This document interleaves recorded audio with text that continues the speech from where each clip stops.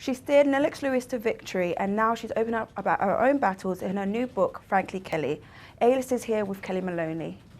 Hi Kellie, thanks for joining us this afternoon. Thank you. What made you decide to write a book? When I decided to transition, one of the things I wanted to do was do a book. It was really the only thing I wanted to do. And it was just to record everything, to show people what a transsexual goes through to get to the point where they find their self and complete happiness. And I think a book is something that will always last. And it was also a tribute to my family for the way they supported me. Your transition was a very public one. Do you think do you think that the book was like the final stage of the journey?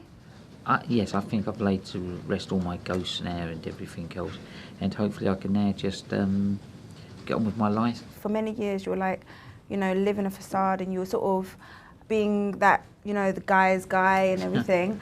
Do you recall the moment you just decided, do you know what, I can't do this anymore? I think it was December 2012 when I attempted suicide. I had suicidal thoughts long before that and thought about it, but I never pushed it that far. This time I actually went one step too far, I believe, and I think that was the reality check I needed. I was so low at that point in my life that the only escape I could see was to take myself out of this world.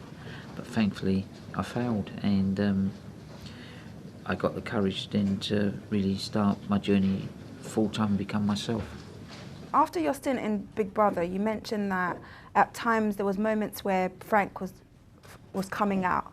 Is that a battle that you're still fighting? I think in there I actually buried what was left of Frank, and I found the real me, and I came out much. I went in there a very weak wreck, not knowing what to expect or what to do, but I came out there very strong. I feel that the Big Brother house was like a rehab to me.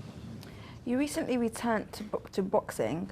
Was there any part of you that thought, maybe I should just leave this in the past and close that chapter of my life? Yeah, there was lots of me that thought that, and so did some of my family. But it's a little bit more of a personal journey, and it's just something I wanted to prove to myself. I don't expect I'll ever reach the heights I've reached as Frank, but I'll enjoy it, I think, at the moment, and I am enjoying it. But the day where Frank was very passionate and loved it, and he lived boxing 24/7, because I had nothing else in my life. It was purely just tunnel vision.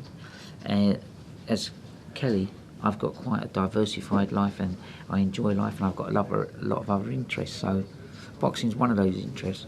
But this time, if I decide I don't want to do it no more, I can just walk away from it. Whereas Frank, I couldn't walk away from it.